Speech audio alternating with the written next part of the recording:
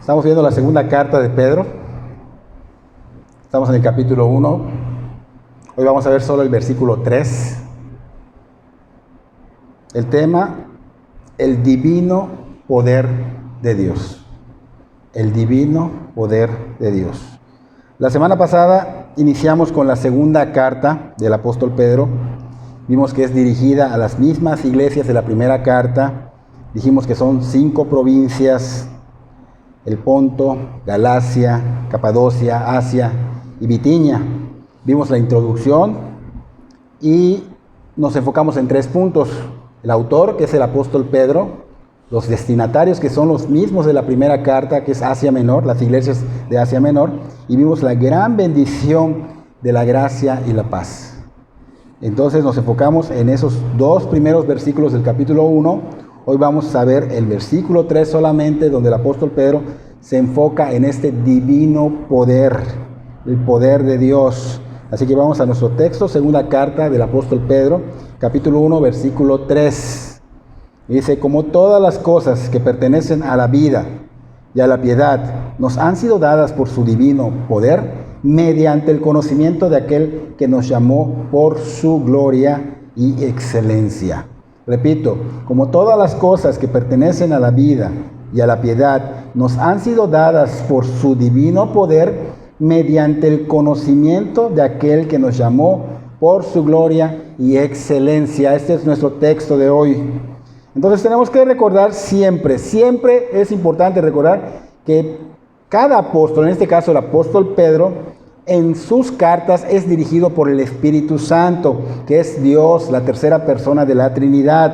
Entonces el Espíritu Santo, o sea, Dios mismo, está enseñando a través de Pedro y está enseñando a través de cualquier pastor que esté predicando.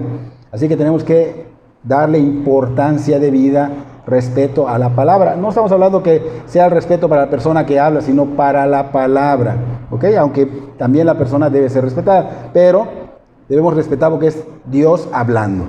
Dios hablando. Entonces en esta cita enseña algo que mucha gente sabe, que todos saben, pero que no todos creen con el corazón. Lo creen nada más intelectualmente, pero no lo creen de corazón.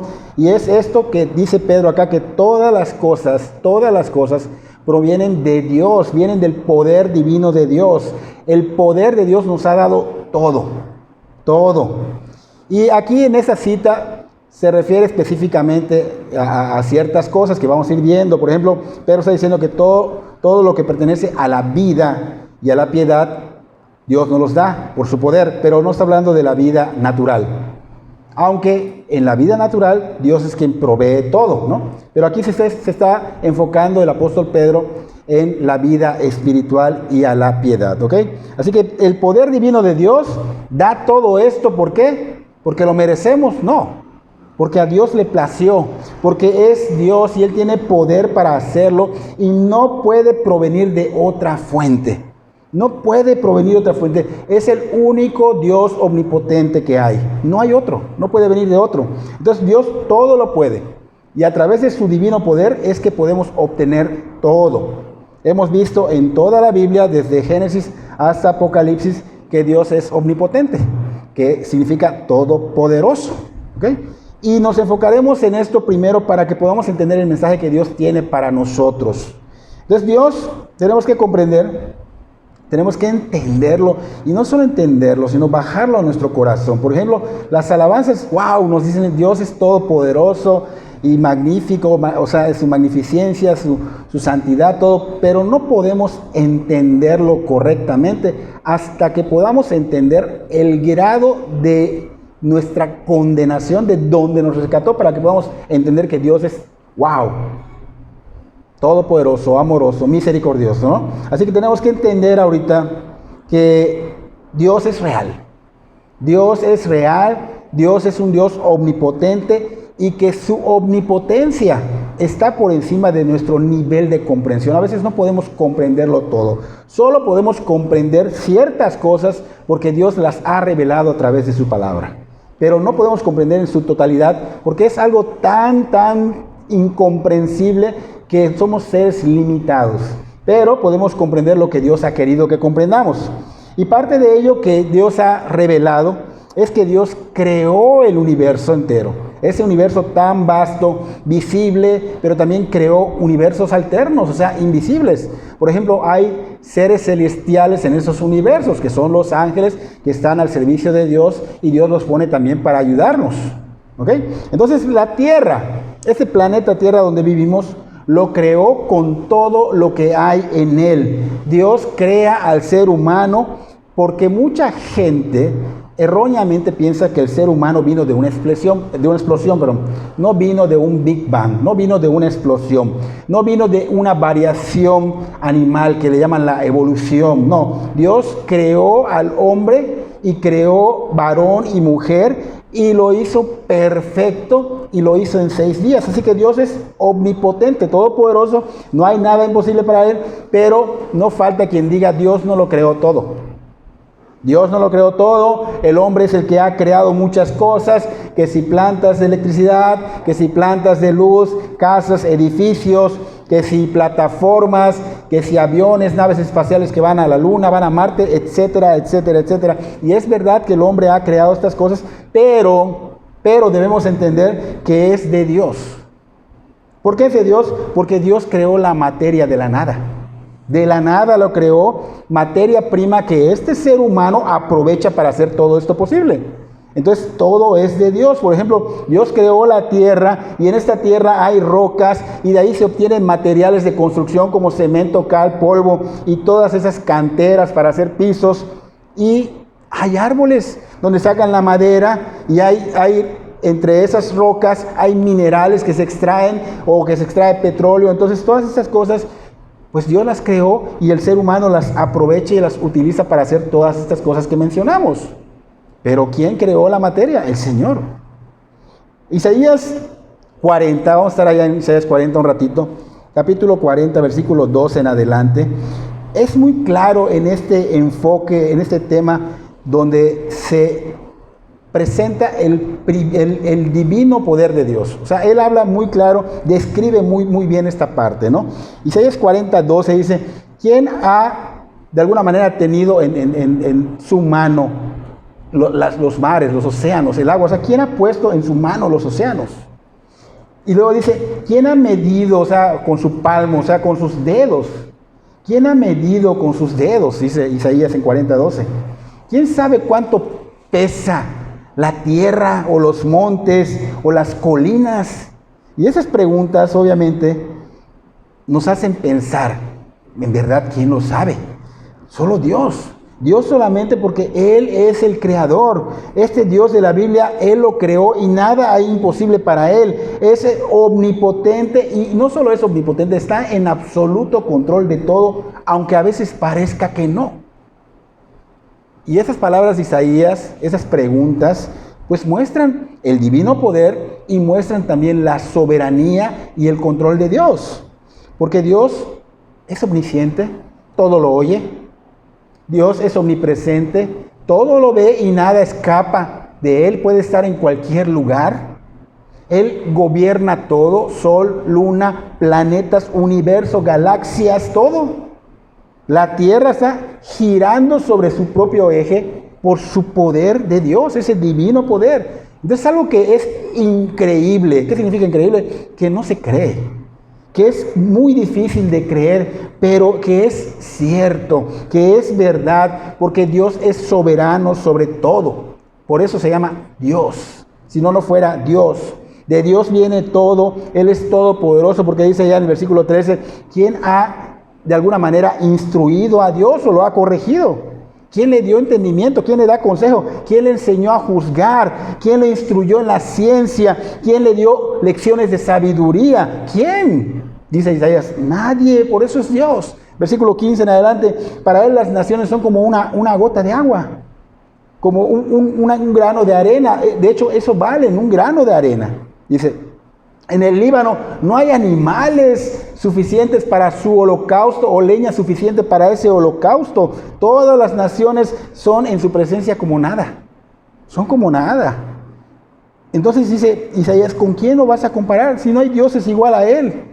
Dios se sienta en el mundo, o sea, en el círculo de la tierra, dice, y la gente son como hormigas o como langostas para Él. Él está juzgando a los poderosos y los reduce a nada. De hecho, cuando empiezan echando raíces, Él sopla sobre ellos y se marchitan, dice Isaías. Se los lleva al viento como a la paja. Y dice, ¿con quién lo compararán? ¿Quién es igual a Él? Pregunta el Santo de Israel. Nadie es como Dios. Nadie es como Dios. Este Dios, el que está hablando Isaías, el de la Biblia, es el Señor de todo. Es el creador del cielo y de la tierra, de todo lo visible y lo invisible. No hay nada imposible para Él. Y Pedro dice que nos ha dado todas las cosas con su divino poder. Y cuatro capítulos más adelante, en Isaías 44:6, dice que Él es el primero, que Él es el postrero y que fuera de Él no hay Dios. Él es el omnipotente Dios, y cuando decimos omnipotente quiere decir que no hay otro Dios igual a Él, porque no hay otro que sea omnipotente, solo Él. Y el privilegio que tenemos nosotros es tan grande que lamentablemente no lo valoramos, porque para empezar no lo merecemos. Pero Él quiere salvarnos, Él quiere ser nuestro Salvador, Él quiere ser nuestro Redentor. El Señor quiere serlo, pero no por la fuerza. No por la fuerza, sino por convicción propia, a través del Señor Jesucristo. Y esa convicción solo puede venir a través de escuchar la palabra y a través que el Espíritu Santo nos convenza, porque no puede haber otra convicción de parte del ser natural. Entonces Pedro menciona que por medio del Señor Jesucristo se nos ha dado esto, la vida y la piedad, o sea, todo lo que pertenece a la vida y todo lo que pertenece a la piedad, pero dijimos que no se está refiriendo a la vida natural, sino a la vida cuando vienes a tener esa vida eterna, cuando vienes a ser convertido, ¿no? Vemos que son dos puntos, la vida y la piedad. La vida en este versículo es en referencia a la vida espiritual, a esa conversión que se da cuando tú rindes tu vida al señorío de Jesucristo, en ese momento que Cristo te perdona y eres regenerado.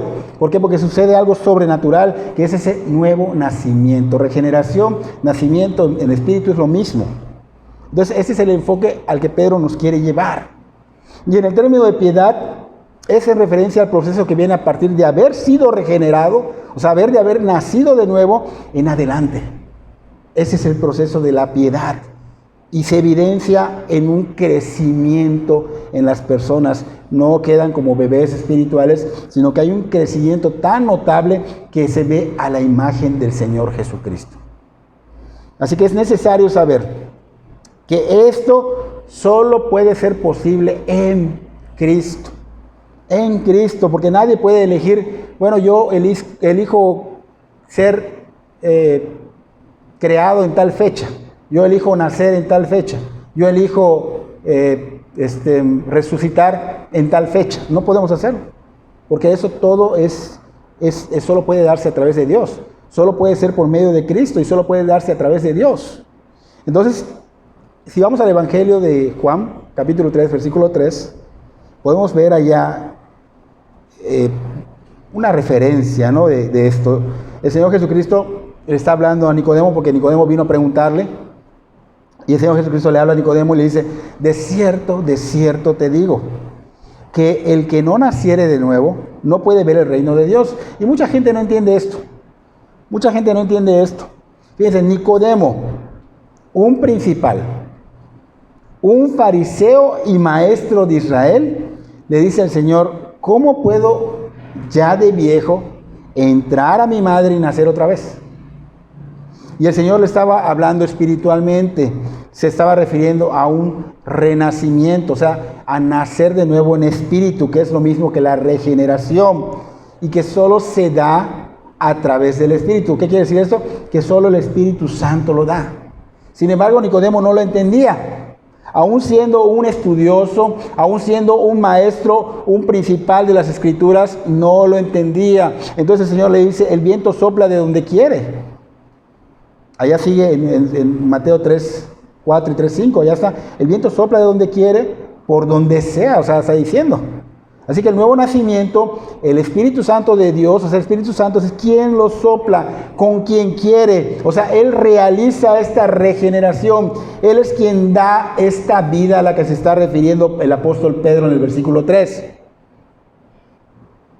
Porque la regeneración no puede venir de nuestras obras meritorias, por decirlo así, o por un pastor, o por una congregación, o por una organización religiosa, mucho menos por el Papa, que Él te la pueda dar, ni por la Madre Teresa de Calcuta. Esto es solamente por el Espíritu Santo. Es Dios, la tercera persona, quien regenera.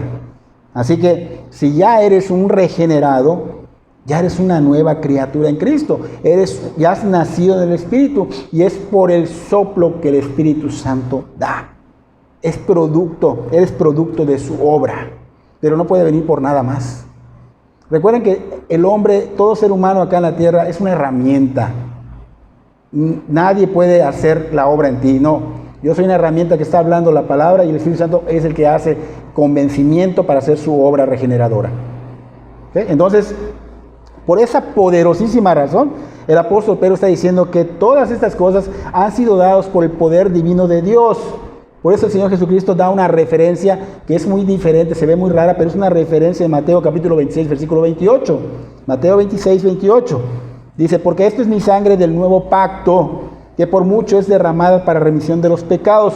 Es necesario que citemos esta parte para que podamos entender el porqué, ¿no?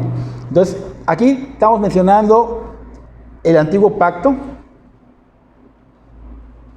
y vamos a ver la diferencia con el nuevo pacto. Así que el antiguo pacto, recuerden que dependía de las obras, cumplimiento de la ley. Te decía, ¿sabes qué? Tú cumple las leyes y tú vas a vivir. Pero había un problema muy grave en eso. Y el problema era que nadie puede cumplirlo. No hay uno que lo pueda cumplir. Ningún ser humano puede cumplir la ley en su totalidad. Podrás cumplir algunas, pero vas a fallar en otras. Así que no hay uno.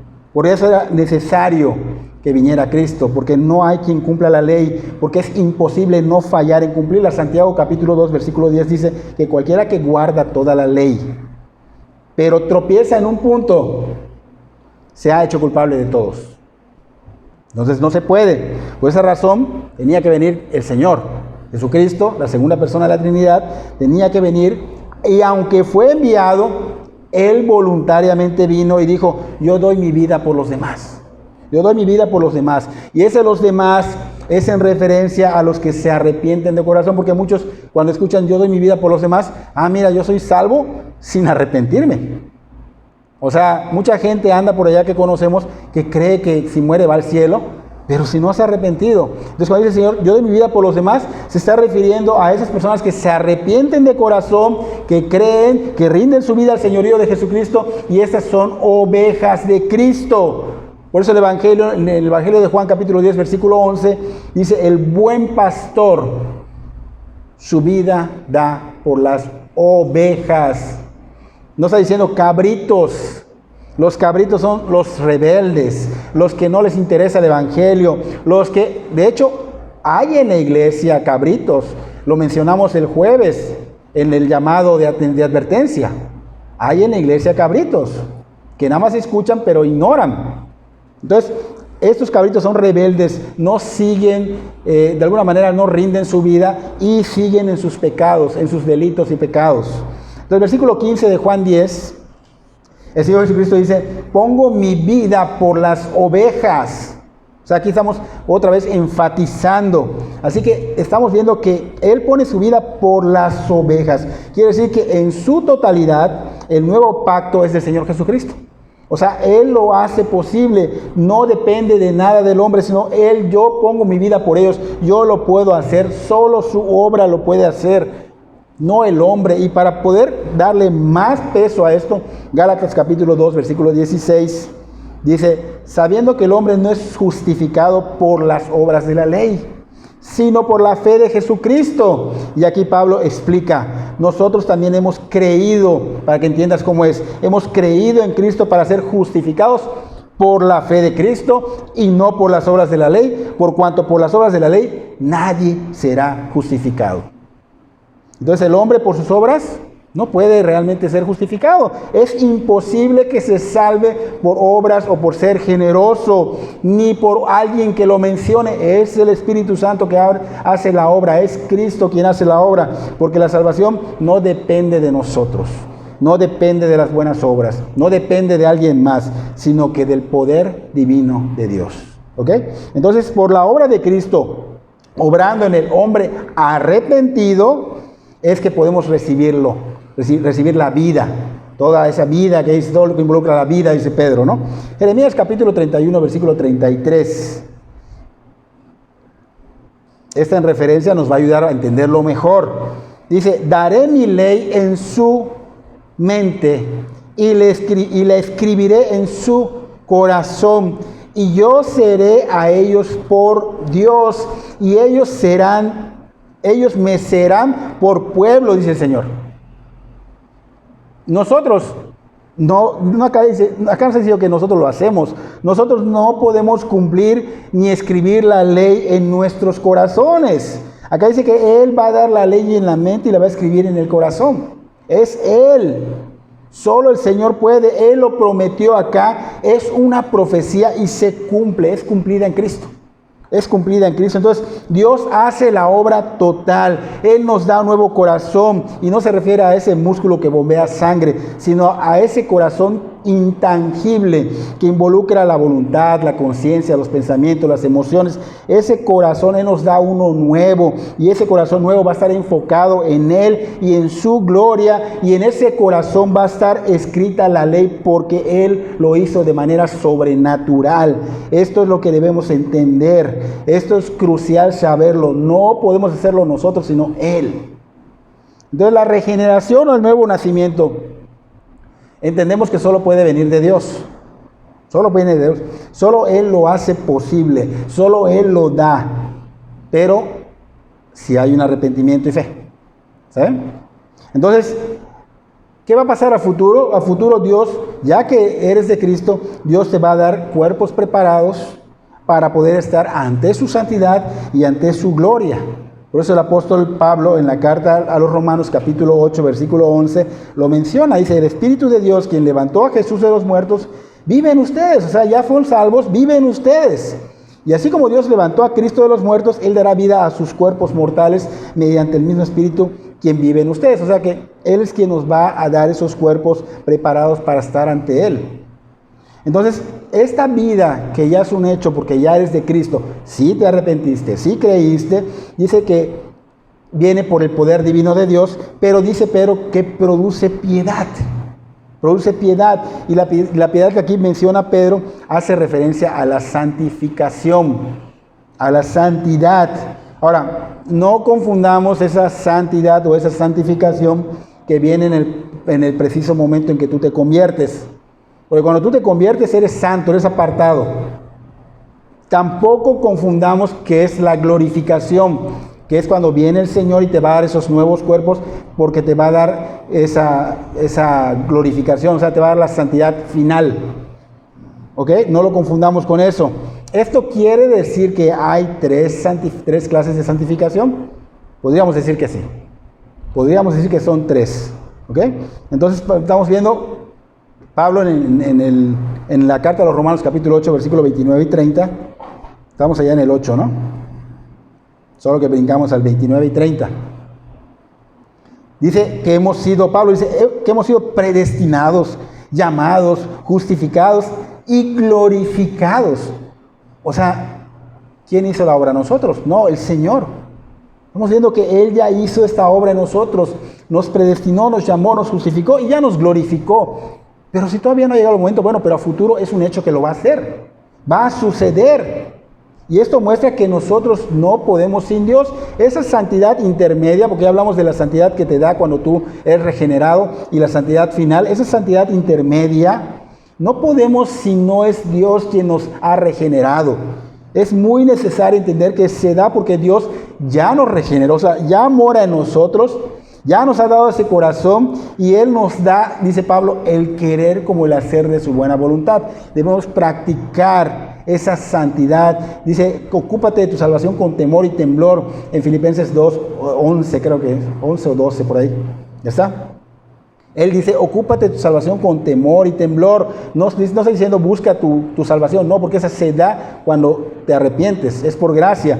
Pero esa santidad intermedia, que es caminar en santidad, Él la produce en nosotros. O sea, nos da todo lo necesario. La gracia es suficiente para poder esforzarnos y caminar en santidad, para hacer su buena voluntad. Y esto quiere decir que tenemos todo. Cuando Dios nos salva, tenemos todo lo que necesitamos para poder caminar en esta santidad, para poder crecer en esta santidad, porque esa es la santidad que nosotros tenemos de alguna manera como una responsabilidad en ella. ¿Okay? Ahora, no podemos decir, porque muchos dicen, bueno, yo ya soy salvo y lo que viene por caminar, pues, entonces que Dios obre. Él me va a cambiar en su tiempo. No, mucha gente dice esto. Él me va a cambiar en su tiempo y ellos no hacen nada. Pero el Señor da una orden, es imperativo. Cuando Él habla, da una orden. Dice, buscar la santidad sin la cual nadie verá al Señor. Hebreos capítulo 12, versículo 14. Entonces, si tú ya eres un regenerado, si tú ya eres un cristiano, vas a entender perfectamente que te corresponde a ti seguir esa santidad, seguir ese camino estrecho, un camino que será llamado camino de santidad. Isaías lo menciona en el capítulo 35, versículo 8. Dice, y habrá allí calzada y camino, y será llamado camino de santidad, donde el inmundo no transitará por él, sino que será para el que ande en ese camino. Los necios no vagarán por él. Entonces, tienes que esforzarte. Tienes que esforzarte, pastor. Dice la Biblia que no podemos hacer las cosas con nuestras propias fuerzas. Exactamente. No podemos hacer cosas que no están dentro de la voluntad de Dios con nuestras propias fuerzas. A lo mejor yo quiero hacer algo y no le he preguntado a Dios. Y lo empiezo a hacer con mis fuerzas. Eso es cierto. Pero la voluntad de Dios, sí tienes que hacerlo con las fuerzas que Dios te da. Efectivamente tiene que ser con el poder de Dios, quien lo da cuando eres regenerado, y esto es parte de la voluntad de Dios y no tienes que pedirle permiso a Dios o preguntarle. Él quiere que tú camines y te esfuerces en santidad porque ya eres un regenerado, Cuando ya eres cristiano, Cristo ya hizo todo, ya te dio la fortaleza, ya te dio el impulso a través de lo que Él hizo en la cruz para que tú puedas seguir en esa santidad, porque si no, ¿para qué estaría esta cita que el Señor ha dicho en el Evangelio de Lucas capítulo 13 versículo 24, donde dice, esforzaos? Estaría de sobra, ¿no? Deberíamos borrarla, pero no, está ya por algo. Y ahí dice, esforzaos a entrar por la puerta angosta, porque os digo que muchos procurarán entrar y no podrán. Procurarán. El Señor nos llama a nosotros, nos da una orden, esforzados. Es imperativo, es una orden de nuestro Dios, de nuestro Salvador, de nuestro capitán en jefe. Y nosotros como militamos, tenemos que realmente obedecerlo. Dice, esforzaos, esfuérzate, te dice el Señor, porque yo ya te di el poder suficiente para hacerlo. Ya te salvé, pero tienes que esforzarte, no para ganar la salvación, porque no la puedes ganar, pero tienes que esforzarte porque yo te he mandado a que te esfuerces. Hechos 1:8 dice, y recibirán poder cuando haya venido sobre vosotros el Espíritu Santo, y me seréis testigos en Jerusalén, en toda Judea, en Samaria y hasta lo último de la tierra. O sea, que cuando uno se convierte, recibe el poder del Espíritu Santo. Vemos que los apóstoles no hubieran podido ir contra el mundo sin el poder sobrenatural de Dios. Entonces, ese esfuerzo que nosotros tenemos, no podemos si no tenemos el poder sobrenatural de Dios. Ellos no hubieran podido predicar con valor, o sea, con denuedo, sin el poder sobrenatural de Dios. Y nadie puede vivir una vida cristiana sin el poder sobrenatural de Dios. Entonces, cristiano, no procures, sino esfuérzate. Esfuérzate y no lo hagas, porque me voy a ganar algo, porque ya dijimos que no se puede ganar nada. ¿Okay? Nada podemos ganar, solo lo hacemos porque es parte ya de nuestra naturaleza y porque es Dios quien da la gracia y que nos guía a eso. Él nos guía a esto, nosotros no podemos ganar nada, lo hacemos porque es algo que Dios quiere que hagamos, es parte de su voluntad. Si no estuviera esa frase, esfuérzate, camina por este camino sinuoso. No, Él está diciendo que lo hagamos. Entonces, Él nos está dirigiendo a que seamos cada vez más crecidos en santidad, que seamos a imagen de su Hijo, a imagen del Señor Jesucristo, y por eso nos impulsa a crecer en esta santidad. Y por eso tenemos que entender que nosotros estamos involucrados. Porque a veces se lo dejamos todo al Señor, Él va a hacer la obra en mí. Espérate, Él ya la hizo, pero tú tienes que esforzarte, a ti te corresponde y nos conviene.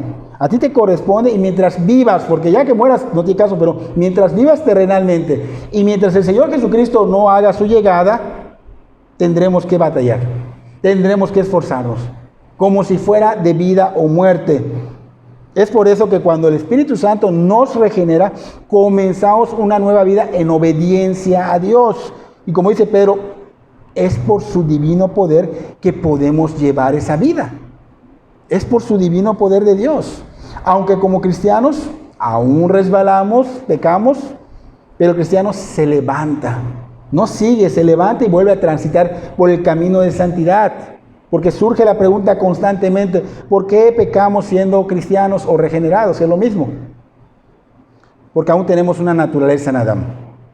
Aún tenemos una naturaleza en Adán y esa naturaleza batalla con nuestra nueva naturaleza en Cristo. Es una batalla. Por eso diario al levantarnos tomamos decisiones. Tenemos decisiones que tomar. Tomamos decisiones porque son batallas que vienen día a día y están en nuestra mente y cuando te levantas el pensamiento santo y el pensamiento corrupto. Entonces, ¿qué pasa? Nosotros tenemos que esforzarnos a decidir tomar las sendas de santidad y no el corrupto. Entonces comprendemos que el Señor es quien hace todo. Él hace todo porque nos ha dado el poder para poder hacerlo. Nos redarguye, nos da la manera de que podamos salir y pasar esto, nos da lo suficiente para esforzarnos, porque cuando somos regenerados, la evidencia de que somos regenerados es la santificación. Va a poder una persona hacerlo porque ha sido regenerado. Si no es regenerado, no va a poder hacerlo. Por más que se esfuerce, no va a poder.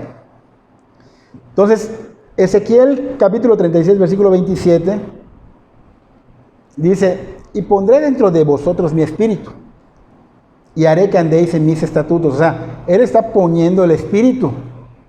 Dios pone el Espíritu. Es el Espíritu que está morando en nosotros y por eso podemos andar en sus estatutos. Por eso dice, y haré que andéis en mis estatutos y guardéis mis preceptos y los pongas por obra. Ay, es que no puedo, es fácil escucharlo, grabármelo, pero no puedo. No, Él te está dando el Espíritu, te está dando el poder del Espíritu Santo para que tú los puedas poner por obra. Esto nos da más claridad, más luz a lo que quiere darnos a entender el Señor. El Señor está dando al Espíritu Santo que nos lleva de la mano para obedecer su palabra. Y esto, pues obviamente, se evidencia. Por ejemplo, mucha gente dice, yo soy cristiano, yo soy de Cristo, voy a la iglesia, participo en las oraciones, sirvo, ayudo allá al pastor. Pero afuera de la iglesia, de la congregación, ya sea en tu casa, ya sea en el trabajo, ya sea en la escuela, donde quiera que vayas, ya no eres esa misma persona y te conduces como un hijo del diablo. Entonces, no está armonizando lo que dice acá Ezequiel, que está haciendo esa obra regeneradora, que dice, pongo dentro de ustedes mi espíritu y los conduzco por mis estatutos y hago que guarden mis preceptos y los pongan por obra. Entonces quiere decir que esa obra no está en ti. Porque no está armonizando. En la iglesia te comportas, pero fuera, donde quiera que estés, eres otra persona. Entonces quiere decir que esa obra no ha sido hecha en ti. Porque Dios no falla. Dios no puede fallar. Dios sabe cuando hay un verdadero arrepentimiento genuino. Por eso es que hace la obra en ti. Pero si solo es falso, no va a haber una obra regeneradora. Entonces es importante que entendamos esto. Porque la santidad va a ser evidente cuando eres regenerado. Y la evidencia de ser regenerado es la santificación. Sin esa santidad, dice la palabra, nadie verá al Señor. ¿Y qué significa esto? Bueno, pues si ya soy regenerado y no estoy caminando en santidad, no soy salvo. No, eres salvo. Pero un regenerado va a buscar caminar en santidad. No va a estar diciendo estas cosas. Entonces va a buscar caminar en santidad. Un verdadero cristiano regenerado va a obedecer al Señor. Ya dijimos que puede caer, sí, pero va a volver a levantarse y va a obedecer al Señor, va a sujetarse a lo que diga el Señor, vivirá en santidad. Obviamente, como dijimos, va a haber tropiezos, pero no practicará día a día el pecado, sino que volverá a las sendas antiguas, al camino estrecho de santidad. Entonces, ¿la santidad es por el ser humano? Definitivamente no. La santidad es de Dios, pero la persona que ya es de Dios obedece a Dios. El que ya es de Dios se esfuerza. El que es de Dios se niega a sí mismo. El que es de Dios carga su cruz cada día y sigue las pisadas del que le compró. Entonces podemos tomarlo de la siguiente manera. Es Dios obrando y el ser humano esforzándose para esa santidad intermedia, esa santificación intermedia.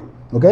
Pero no debe ser creyendo que, mira, yo estoy poniendo de mi parte para ganar esto. No, porque no ganas nada. Sino que lo haces porque es tu naturaleza nueva que el Señor ya puso en ti y porque quieres agradar al Señor, quieres agradar a tu Dios. Quieres seguirlo, quieres estar cerca de Él. Y no debemos decir que, ay, qué difícil es. Sí es difícil, pero dice Pablo en Filipenses 2, dice que Él de alguna manera pone en nosotros ese querer como el hacer. O sea, Él pone ese querer caminar en santidad, porque dice que es el querer como el hacer de su buena voluntad. O sea, que nosotros solo tenemos que obedecer. Ni siquiera debe ser tan difícil. Solo tenemos que obedecer a la palabra de Dios, llevar una vida disciplinada. Porque muchos creen que no se requiere disciplina. No, tenemos que disciplinar. Pablo decía, yo disciplino mi cuerpo. Y no está diciendo que se golpeaba, no. Disciplinaba porque su cuerpo quería hacer otras cosas. Es la carne, es la batalla. Pero dice, yo disciplino. Porque muchos no lo toman así y creen que Dios solito va a hacer la obra. Bueno, si tú no avanzas, Dios la va a hacer, pero va a traer mucho dolor. Va a traer mucho dolor. Porque Él va a terminar su obra, pero va a traer mucho dolor. Mientras más te niegues, si ya eres salvo, más dolor va a traer. Puede ser con una enfermedad, puede ser con una muerte, pues no lo sé. Va a traer mucho. Entonces, tenemos que esforzarnos.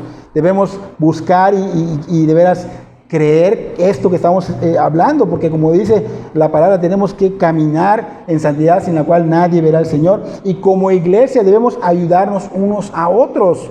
Si no, ¿para qué formó Dios la iglesia? Debemos ayudarnos unos a otros. Por ejemplo, si alguien está pecando, ayudarle al hermano a volver al camino, dice con espíritu de mansedumbre, pero dice no a cualquiera, sino a los que están realmente maduros. Esos que están maduros, esos que están en el espíritu, dice Gálatas 6:1, dice restaurarles con espíritu de mansedumbre. Entonces, unos a otros, ayudarnos a volver al camino o al caído, considerando que también nosotros podemos caer. Muchas personas se quejan contra los pastores y contra las personas que ayudan, no los que condenan, los que ayudan. Se quejan de legalistas. El pastor es legalista, los siervos son legalistas. ¿Por qué? Porque nosotros y los siervos decimos de alguna manera en qué están dando mal a la persona. ¿Sabes qué? No hagas esto, no está correcto, mira, sigue por acá, es por allá. Entonces esto no les agrada. No les agrada y nos tachan de legalistas, nos tachan con falta de amor, con falta de humildad. Entonces, si fuera así, ¿para qué está esta cita de Gálatas 6:1? Que dice, ¿ustedes que son qué? ¿Espirituales? Eso dice la cita. Cuando hay a un hermano haciendo algo mal, ustedes que son espirituales, restaurarle con espíritu de mansedumbre, o sea, en amor y humildad. Entonces, ¿para qué está esta cita? ¿O para qué está la cita que dice el Señor en Mateo capítulo 18, versículo 15? Si tu hermano peca, habla en privado con él y hazle ver su falta. Si te escucha y confiesa el pecado, has recuperado a tu hermano. Entonces, ¿para qué está la cita entonces? Si no les decimos que están mal, ¿cómo se van a enterar? ¿Cómo se van a enterar? Entonces, ¿cómo entenderían que les corresponde a ellos, no a Dios, a ellos les corresponde caminar en santidad?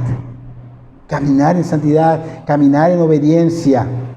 Y para finalizar, el apóstol Pedro dice en esta cita de versículo 3 de su segunda carta, del primer capítulo, dice, la vida y la piedad, dice que el Señor nos da todo, que es la vida y la piedad, mediante el conocimiento de aquel que nos llamó por su gloria y excelencia. ¿Ok? ¿Estamos bien? Ok. Entonces, Dios nos llama. Acá dice, mediante el conocimiento de aquel que nos llamó. Ya conocemos quién es Dios. Dios nos llama. Primera carta de Pedro, capítulo 1, versículo 15. Dice, sino como aquel que os llamó es santo, sed también vosotros santos en toda vuestra manera de vivir. Wow. Él nos llama, a conocerlo, ok, pero no solo nos llama, nos dice también, mira, Él es santo y tú tienes que caminar en santidad. Y el versículo 16 dice, porque escrito está, sed santos porque yo soy santo. Y lo vuelve a reafirmar. Y en 1 de Pedro, capítulo 2, versículo 9, mas vosotros sois linaje escogido, real sacerdocio, nación santa, pueblo adquirido por Dios, para que anunciéis las virtudes de aquel que os llamó. O sea, ¿quién nos llamó? Dios. Y nos llamó de las tinieblas a su luz admirable. Aquí lo dice. Entonces entendemos que Dios el Padre es quien nos llamó, es quien nos da la regeneración, es quien nos da la santificación en el conocimiento de Él. ¿Y cómo puedo yo conocer al Padre? Solo podemos hacerlo a través de su palabra y del Señor Jesucristo. Dice el Evangelio de Juan, capítulo 14, versículo 9, el que me ha visto a mí, ha visto al Padre, dice el Señor Jesucristo. Hebreos capítulo 1, versículo 3, Jesús es el resplandor de la gloria del Padre. El Señor Jesucristo es la esencia, es la imagen perfecta del Padre. Entonces, solo por medio de la palabra, solo por medio de Cristo podemos conocerlo. El Evangelio de Juan capítulo 10, versículo 30, yo y el Padre uno somos. Juan, capítulo 17, versículo 21, Cristo está en el Padre y el Padre está en Él. Versículo 22, nosotros somos uno, dice el Señor Jesucristo, yo y el Padre somos uno. Entonces, por esa razón es que el Hijo puede revelar al Padre, porque es Dios, Cristo es Dios, como el Espíritu Santo es Dios. Entonces conocemos la gloria del Padre, o sea, de Dios Padre, a través del Hijo. A través del Hijo podemos ver que el Dios Padre es perfecto, compasivo, amoroso, misericordioso. Entonces ya entendimos que conocemos a Dios a través del Señor Jesucristo, o sea, por la palabra, pero a través del Señor Jesucristo. Y ahora, ¿cómo vamos a conocer al Señor Jesucristo? Dice Juan capítulo 15, versículo 26, pero cuando venga el Consolador, es el Espíritu Santo, a quien yo os enviaré del Padre, el Espíritu de verdad, el cual procede del Padre, Él dará testimonio acerca de mí. Así que el Espíritu Santo es quien revela al Señor Jesucristo. Tú puedes estar escuchando la palabra y si el Espíritu Santo no convence, no te lo va a revelar. Entonces, Él es quien revela al Señor Jesucristo. ¿Qué hace el Espíritu Santo? Desvela. ¿Estás velado? Desvela espiritualmente a las personas para que puedan ver la gloria del Señor Jesucristo. Esa es su función. Da testimonio de Cristo y convence a los corazones acerca de la verdad que en la Biblia habla de Cristo. Son sus dos funciones. Da testimonio y convence. Entonces, por ejemplo, ahorita que estamos predicando, pues de alguna manera estamos viendo que no estamos sacando de contexto los textos. Quiere decir que estamos predicando correctamente. ¿Qué va a hacer el Espíritu? Te va a convencer de que estamos realmente hablando la verdad. Está dando el testimonio de que es la verdad. Está tocando tu corazón y diciendo, esta es la verdad. Pero hay que comprender que, por ejemplo, cuando estás escuchando la palabra, si tu corazón está duro, si tu corazón es renuente a la palabra, no la crees o la escuchas pero la ignoras, en lugar de convencerte, va a endurecer más tu corazón. ¿Por qué? Porque la palabra nunca sale vacía. Va a cumplir, ya sea convencerte, abrir tu corazón de alguna manera que dé fruto, y si te pones renuente, te va a ir peor, te va a endurecer más tu corazón. Tiene esas dos funciones la palabra, porque mucha gente dice, la palabra entra y no sale vacía, pero ellos se refieren siempre a que algo bueno va a dejar, y eso es lo que quiere hacer la palabra. Pero cuando un corazón es duro, no lo va a hacer. Va a causar lo contrario porque está rechazando al Señor. Está rechazando al Señor y el Espíritu Santo obviamente va a obrar en esto para que se endurezca más el corazón. Así que hay que entender esto, ¿no? Y cuando se expone correctamente las Escrituras, el Espíritu Santo va a convencer. Pero cuando se exponen de manera incorrecta, el Espíritu Santo te va a redarguir. Te va a redarguir y vas a sentir que no está correcto lo que está diciendo el pastor. Pero hay que tener cuidado y no confundir y decir, bueno, yo no siento que sea correcto lo que el pastor dice, y siendo tú una persona inmadura. ¿Me entiendes? Porque esto que como es como una justificación. Me excuso. Ahora, ¿cómo yo puedo ser redarguido si yo soy maduro? Si yo soy lleno del Espíritu Santo. Si el Espíritu Santo realmente está en ti y estás lleno de Él te va a proteger de doctrinas erradas, de doctrinas demoníacas. Por eso mucha gente vive confundida con doctrinas erróneas. Entonces, Él te va a proteger de esas doctrinas erradas, pero también te va a hacer entender que estás mal cuando se predica la verdad de Dios, ¿ok? Entonces, cuando estás lleno del Espíritu Santo es evidente. ¿Por qué? Porque estudias la palabra de Dios, oras la palabra de Dios, obedeces y amas la palabra de Dios, te regocijas en la palabra de Dios y vives la palabra de Dios gozosamente. No te da trabajo, no te incomoda, la vives gozosamente, aunque en ocasiones te golpee fuerte. Entonces, sueñas con la palabra de Dios, te sujetas a la palabra, a lo que Dios dice, te sujetas, y donde quiera que estés, tú quieres hablar de la palabra porque la llevas siempre contigo. Quieres hablar de Cristo todo el tiempo. Entonces, cuando hay esa llenura, eso pasa.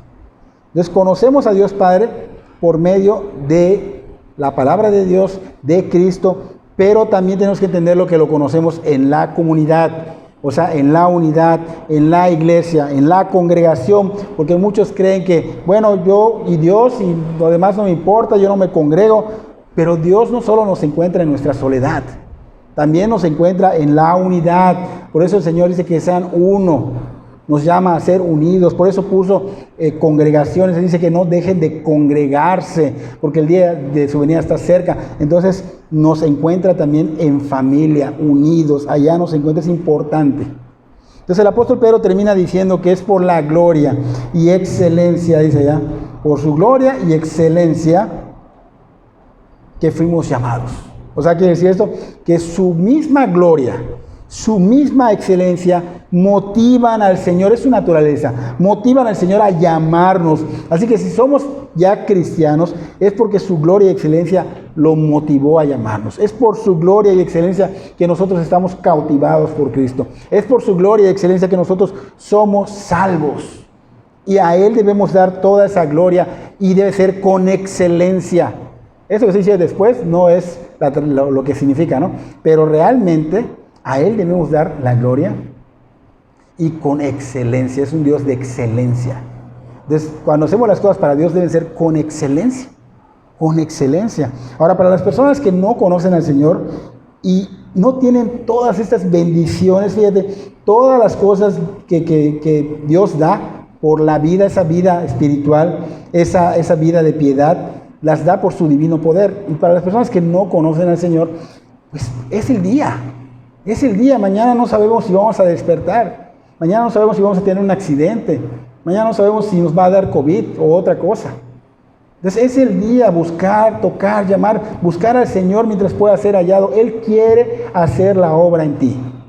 Pero rinde tu vida a Cristo. Rinde tu vida a Cristo y Él verdaderamente te dará todas estas bendiciones. Espero que Dios obre en sus corazones, en mi corazón, y que sea para edificación, para la gloria de Dios Padre y también para las personas que no conocen al Señor, que Dios se glorifique en ellos.